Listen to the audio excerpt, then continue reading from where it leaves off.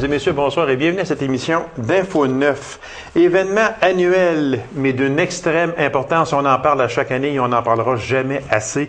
Opération Nez Rouge. Toujours à l'aube des fêtes, c'est une opération qu'il nous faut absolument parler. Alors, pour nous en parler, justement, je reçois un des responsables de cette opération, le lion Jean-Pierre Lortie. Monsieur Lortie, bonsoir. Bonsoir. Merci d'avoir accepté cette invitation. On sait que c'est excessivement important. On en parle à chaque année. C'est la 19e édition. Il y a plusieurs lions qui s'impliquent dans ça. Tout le club est impliqué. Chacun a une partie à faire, mais la majorité ont des soirées assignées. C'est eux qui font la recherche des bénévoles et la préparation de ce côté-là. Un autre mot qui revient souvent, on parle de panier, de Noël, on parle de guignolé, etc. Opération Nez Rouge, ça prend des bénévoles. Sans les bénévoles, on ne pourrait pas fonctionner. Ça en prend combien à peu près pour Opération Nez Rouge? Cette année, 250. 250 bénévoles. Des équipes de 3, oui. Ces personnes-là viennent de où exactement? Est-ce que c'est à la grandeur de l'Abitibi-Ouest? À la grandeur, oui. On a des gens qui viennent de Val-Paradis, de Beaucanton. Ils se déplacent. Les gens, c'est tellement bien connu, c'est que les gens veulent participer. Donc, on n'a pas vraiment de problème à trouver des bénévoles. Même des fois, on est obligé d'en refuser parce qu'on en a trop. Mon Dieu, je suis content d'apprendre ça parce que ça prend beaucoup de personnes, parce que ça prend un raccompagnement prend 3 personnes? Exactement, oui. Alors, le rôle de chacune de ces personnes-là, c'est quoi? Premièrement, on a l'escorte.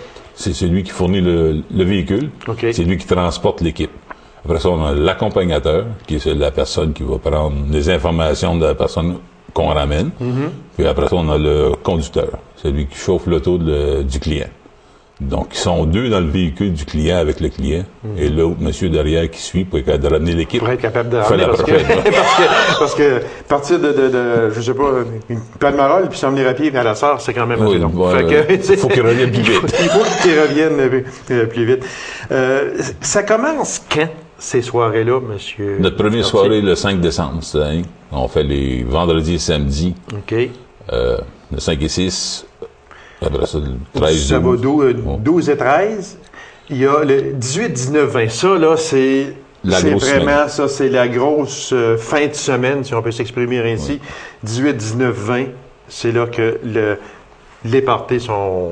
La majorité, oui. Les gros parties ont comme établi à travers du mois, mais cette fin de semaine-là, du 18, 19, 20, c'est qu'on rajoute le jeudi, parce que c'est juste avant Noël. C'est juste, OK. Donc, on a rajouté le jeudi soir.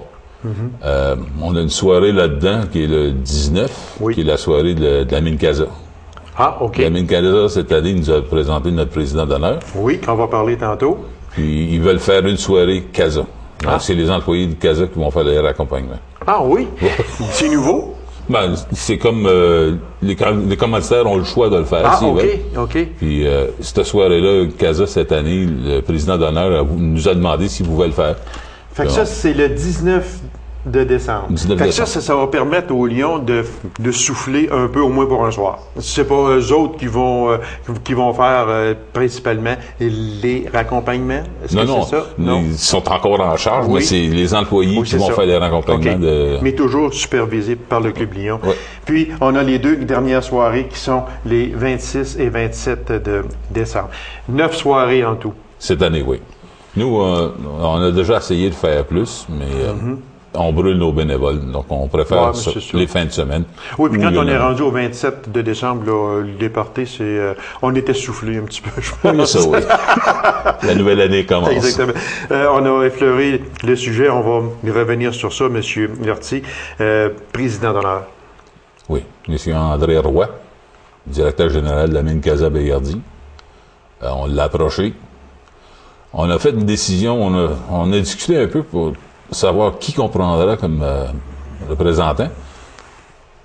Et ça a tourné autour il faudrait avoir quelqu'un ou un organisme qui croit dans la sécurité, premièrement. Oui, ça c'est important. Qui croit dans la municipalité ou dans le bien-être des gens de la communauté.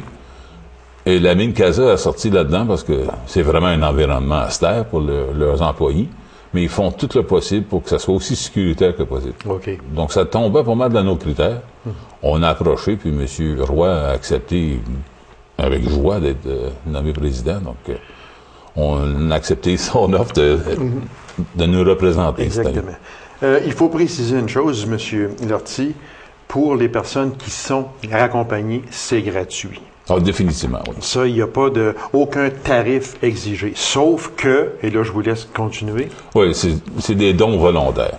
Okay. On accepte les dons volontaires pour leur accompagnement. Nous, on s'en sert pour redistribuer à travers la communauté, à travers de différentes œuvres que nous supportons, comme les scouts, les équipes de hockey, même le nouveau parc cette année à La Sarre aussi, qui sont en train de bâtir à côté de l'école. On fournit à ça. Donc, c'est une façon qui nous permet de ramasser de l'argent et redistribuer dans la population, ouais. Ce qui est très important. L'année passée, ça avait été très bon aussi, le montant qui avait les raccompagnements, oui, nous avait donné 8 000. Oui, c'est ça. Qui a tout été retourné à la communauté. Donc, on n'en garde pas. Fait que c'est certain que il faut absolument se mettre dans la tête que il n'y a pas de gêne à se faire raccompagner. Moi, j'ai toujours dit que demander d'être raccompagné, c'est un geste d'intelligence et de maturité, tout simplement. Parce que je ne pense pas que la personne qui va dire « Ah, ben, si tu penses que je vais appeler Nez Rouge, ils vont se dire « Regarde, il ne sait pas que t'as la fraise. » Non, ça, il ne sait pas ça du tout, là. À toute discrétion.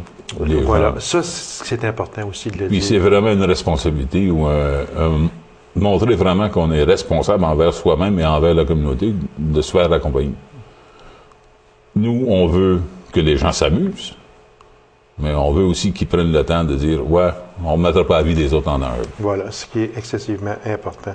Donc, en 2007, 443 raccompagnements, et puis vous avez été chercher pour redistribuer dans la communauté plus de 8 000 $. Alors, c'est vraiment c'est extraordinaire. Ah, oui, on est très heureux avec les gens parce qu'ils sont tellement généreux, premièrement, de leur temps pour nos bénévoles, puis les gens, on les amène, puis ils sont contents. Ça peut continuer à rire et à s'amuser. Si ça l'a servi à juste éviter un accident majeur, voire mortel, mais mission accomplie, mais ça, on ne le saura jamais. Non, ça c'est... Exactement. Donc, on répète très vitement les dates. 5-6 décembre, 12-13 décembre, 18-19, 20 décembre et les 26-27 de décembre, dont le 19 soirée Casa Berardi. C'est ça. Et le numéro de téléphone est important. Oui, exactement. J'allais l'oublier. 333-4011. Fait que c'est facile. Un petit 4011, tout simplement. Et prenez-les pas si vous prenez la route, par exemple. Monsieur Lortie, merci et bon succès. Merci beaucoup. Courte pause et on vous revient immédiatement après. Restez là.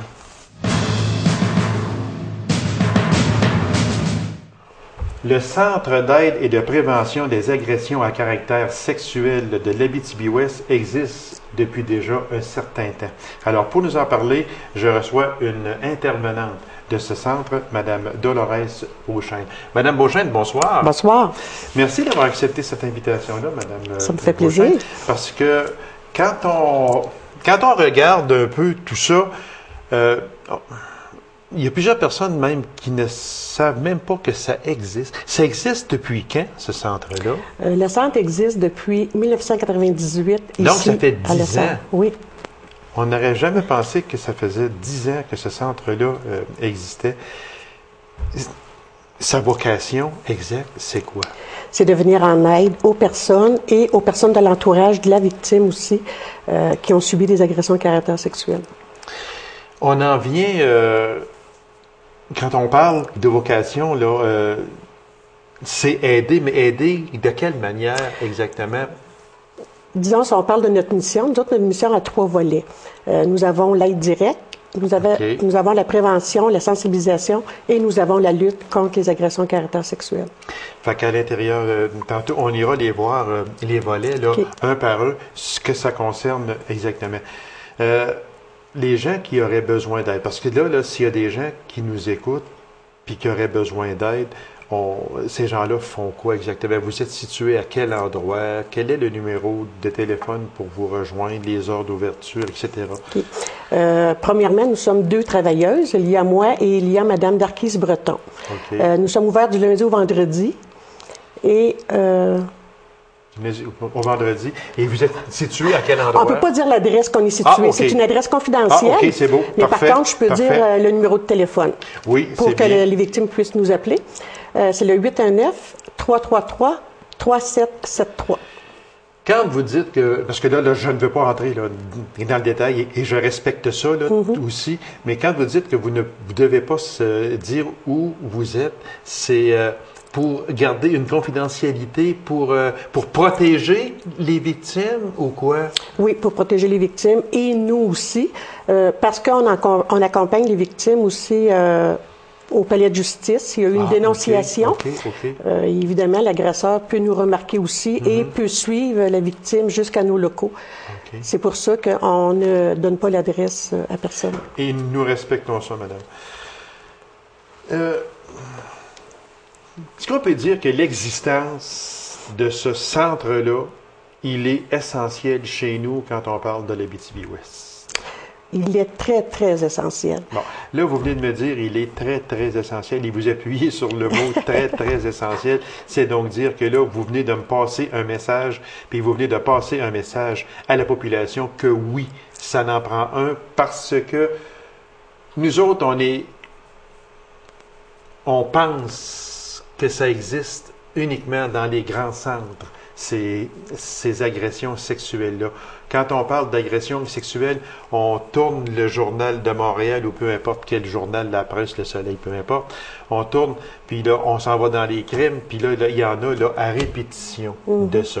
Mais à Montréal, à Québec, à Trois-Rivières, etc., etc.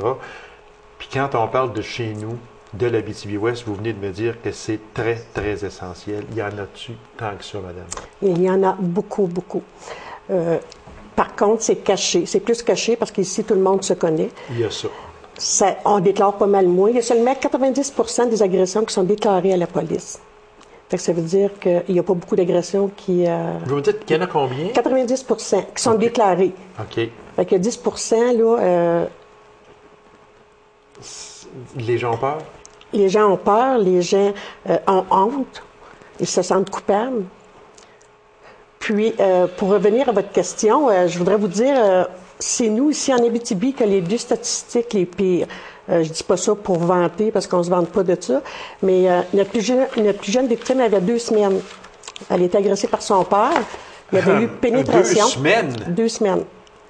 Il y avait eu pénétration et la petite fille est morte. C'est pourquoi qu'on a su qu'il y avait eu une agression sexuelle. J'en reviens pas, là. J'en reviens tout simplement pas. Oui. Parce que j'ai ça ici. Je n'avais pas plus examiné là, les feuilles. Mais la plus jeune victime avait 2 semaines. C'est pas 2 ans. Non, pas 2 semaines. 2 semaines. Et il y a eu pénétration. Oui. Et c'est sûr que la victime est morte parce qu'elle était toute défaite. Puis notre plus vieille, c'est encore en Abitibi qu'on retrouve cette statistique-là. La madame avait 93 ans. Et on dit que c'est pas ici que ça se passe. Ce sont des statistiques qui nous donnent la chair de poule, tout simplement. C'est inconcevable. J'en reviens tout simplement pas là, que l'on ait la plus jeune victime et que l'on ait la plus âgée. Oui. Passons. Mais que la plus jeune victime ait 2 semaines, là, moi, là, j'en tombe pas en bas de ma chaise parce qu'il y a des barreaux, que sans ça que je reste à terre. Tout simplement, je n'en reviens tout simplement pas. Et la plus âgée avait 93 ans. C'est donc dire que chez nous, Mme Beauchesne, quand vous me dites là, que c'est très, très, très essentiel d'avoir ça chez nous, là, on constate que... Et je voudrais rajouter aussi que nous sommes au 4e rang au Québec. L'État qui a plus d'agressions à caractère sexuel. Fait qu'on est au 4e rang au Québec. Qu'est-ce qui fait que, là, vous me donnez des statistiques là, qui nous donnent la chair de poule, qui me sidère complètement, je pensais jamais ça. Qu'est-ce qui fait qu'on n'apprend pas ça? Si ça avait été, je ne sais pas, là, je vais vous donner un exemple. Cette petite victime de 2 semaines, moi j'en tremble encore quasiment. Je trouve que c'est inhumain tout simplement, c'est bestial tout simplement. On n'en avait pas entendu parler. Si ça avait été dans la grande région de Montréal, ça aurait fait les manchettes pendant 3, 4, 5, 6 jours de temps. Ça aurait passé dans tous les journaux, dans tous les postes de télé de la région de Montréal. Ce n'est pas un honneur, là. Absolument pas. Non. Sauf que on n'en a pas entendu parler. C'est pour ça que moi, là, ma question était, là, est-ce que c'est essentiel d'avoir ça chez nous? Parce que il me semble qu'on n'en entend pas parler jamais. Et vous me dites qu'il y en a beaucoup, et vous êtes placé pour répondre à cette question-là, madame. Mais pourquoi qu'on n'en entend pas parler plus que ça? Je sais que je vous ai posé la question, mais je reviens sur ça. Je reviens encore sur ça. Parce que les personnes qui ont été agressées sexuellement ont honte. Souvent, c'est c'est ces personnes-là qui vont se cacher, puis l'agresseur, lui, va marcher droit dans la rue. Et ça devrait être le contraire. Ça devrait être la victime qui marche droite et l'agresseur qui marche caché, qui soit caché. Ils ont honte, ils se sentent coupables parce que de la manière que c'est arrivé aussi.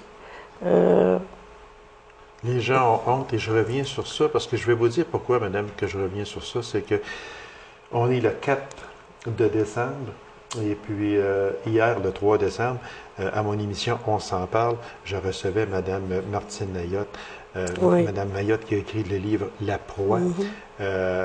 Il y aura une suite aussi le 10 de décembre parce qu'on a fait 2 émissions et cette femme-là a été abusée sexuellement à partir de l'âge de 2 ans et demi jusqu'à l'âge de 19 ans. Et elle a perdu sa virginité alors elle n'avait pas 3 ans. Ici, c'est 2 semaines. C'est tout simplement. Et c'est ce qu'elle me disait, que elle, c'était la honte, c'était la peur. Elle était sidérée de ça. Elle ne pouvait pas sortir. Ça a pris presque 40 ans avant qu'elle sorte de son mutisme. Alors, puis souvent, l'agresseur aussi, on a confiance en lui parce que, contrairement à ce qu'on pense, l'agresseur est tout le temps connu. 80%, il est connu de la victime. Fait que ça veut dire que ça peut être ton père, ça peut être ton oncle, ça peut être un ami. C'est pour ça qu'on ne déclare pas non plus, parce qu'il y a un lien de confiance qui s'est créé avec cette personne-là. Et très souvent, il y a un lien plus que d'amitié, il y a un lien fraternel, un lien paternel. Il peut avoir ça. Et très souvent, c'est ça. C'est ça. Souvent, on a beaucoup de cas d'inceste. Les madames qui reviennent. Je peux pas dire qu'on a plus d'agressions, nécessairement plus d'agressions à caractère sexuel, mais on a plus de dénonciations, justement parce qu'on commence à être connu et on peut aider les victimes à passer en travers le processus s'ils veulent dénoncer. S'ils veulent pas dénoncer, ça reste anonyme pareil. Exactement. Dites-moi une chose, Mme Beauchesne, pour les personnes qui nous écoutent, là, puis que, je sais pas, là, il y a une personne là, qui est là, qui a peu importe l'âge, qui, elle est abusée sexuellement. Puis là, on vient d'ouvrir une petite lumière. Puis là, elle peut se dire, moi, qu'est-ce que je fais là? Est-ce que j'appelle? Là, moi, je ne suis plus capable de vivre ça.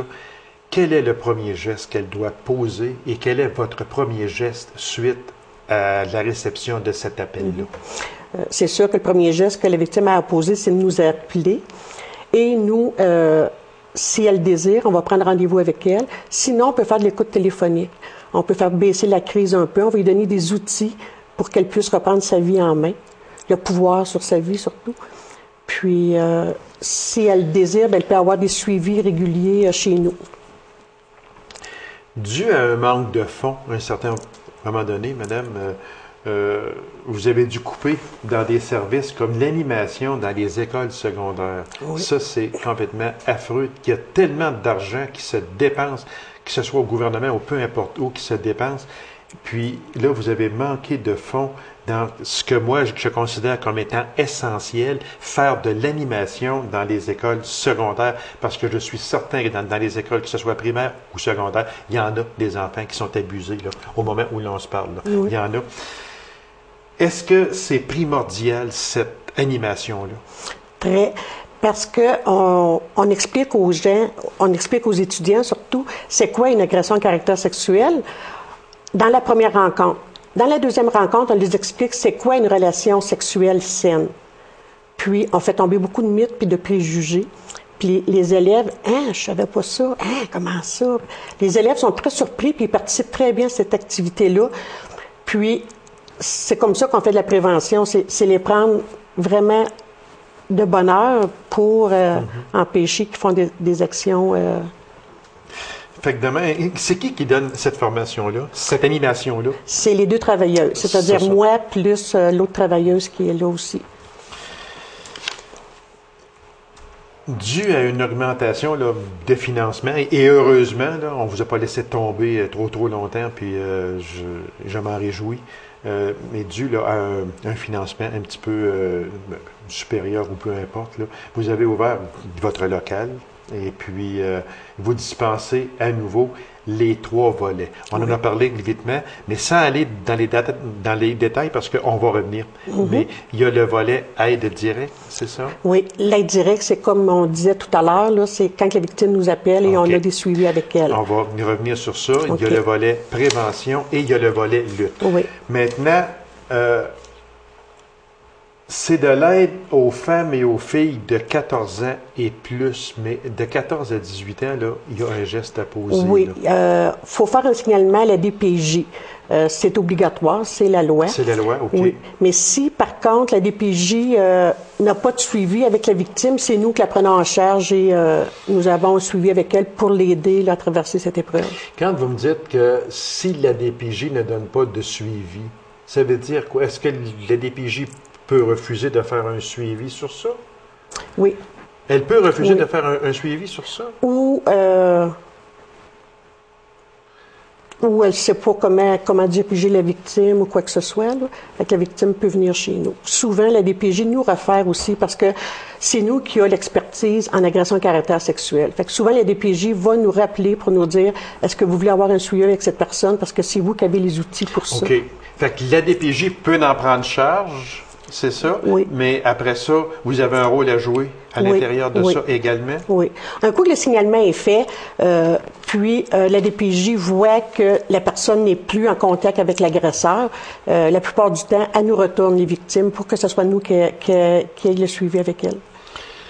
Peut-être une question un petit peu difficile, Mme Beauchesne, mais dans les interventions que vous avez à effectuer, si on faisait une moyenne d'âge de ces victimes-là, est-ce que c'est, dans l'ensemble, est-ce que c'est plus que 20 ans, c'est moins que 20 ans, ce sont, dans les jeunes victimes, c'est sûr que ce n'est pas de suite parce qu'ils ne peuvent pas téléphoner et ils ne sont pas au courant peut-être que vous existez. Là, je parle de victimes de 5, 6, 7 ans, là, autour.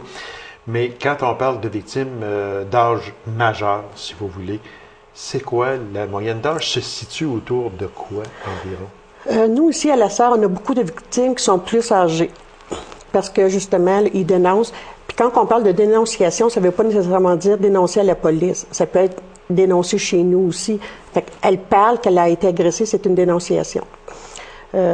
Présentement, nos personnes sont dans la quarantaine. 40 ans. On a des jeunes aussi.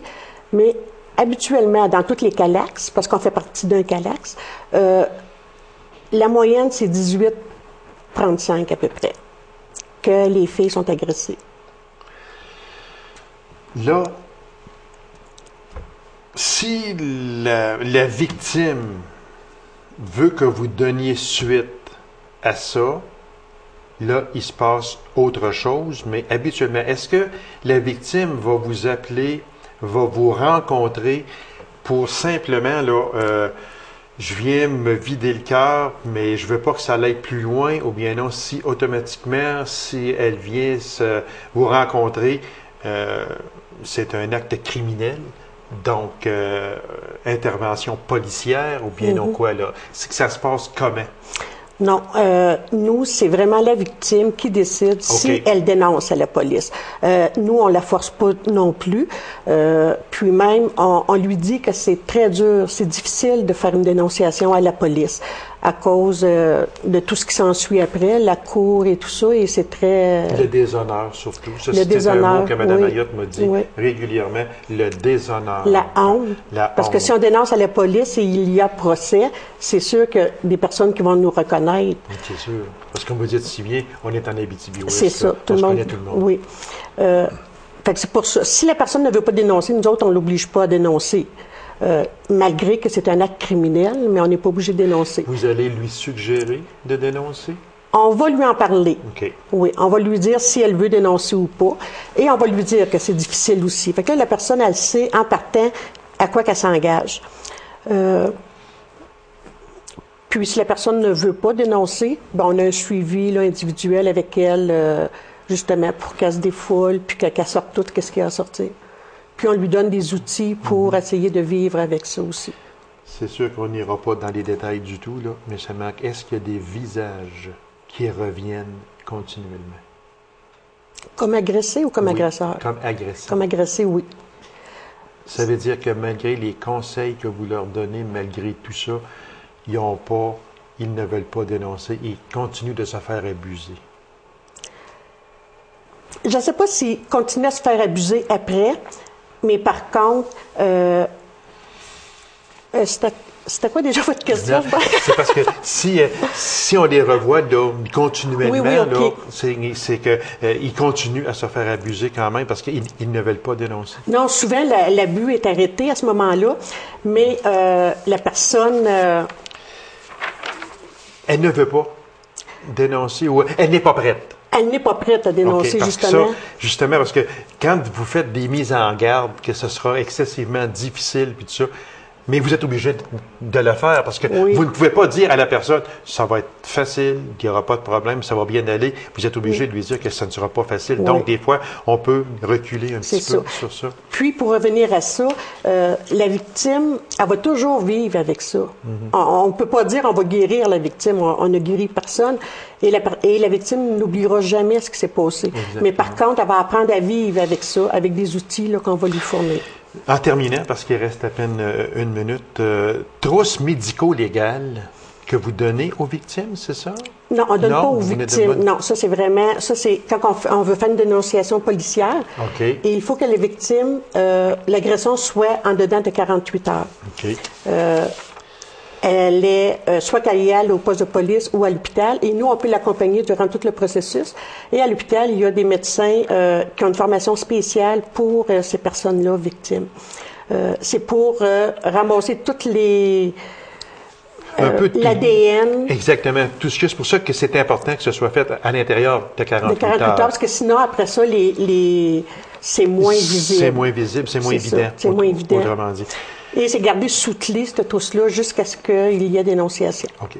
En terminant, Mme Beauchesne, si les personnes qui nous écoutent et qui seraient possiblement ou peut-être agressées et qui ne savent pas trop quoi faire, j'aimerais ça que vous répétiez votre numéro de téléphone. C'est le 819-333-3773. Et peut-être en terminant, bien, est-ce que vous leur recommandez de parler, est-ce que vous leur recommandez de venir vous rencontrer pour se libérer? C'est important. Même si c'est pas à nous qui en parle, parce que la libération, ça commence par ça, en parler puis en parler. Madame Beauchesne, merci infiniment. Puis ça a ouvert beaucoup d'oreilles, ça a ouvert des yeux, j'en suis persuadé. Puis félicitations pour votre excellent travail et à l'autre dame qui est avec vous ici comme intervenante. Puis on a besoin de vous autres et ces jeunes-là, même des jeunes et moins jeunes, ont besoin de vous. Fait que félicitations. Puis gardez ce centre-là ouvert, s'il vous plaît. Oui, merci beaucoup. C'est moi qui vous remercie, madame. Alors, merci d'avoir été là et on se revoit à une prochaine émission. Au revoir.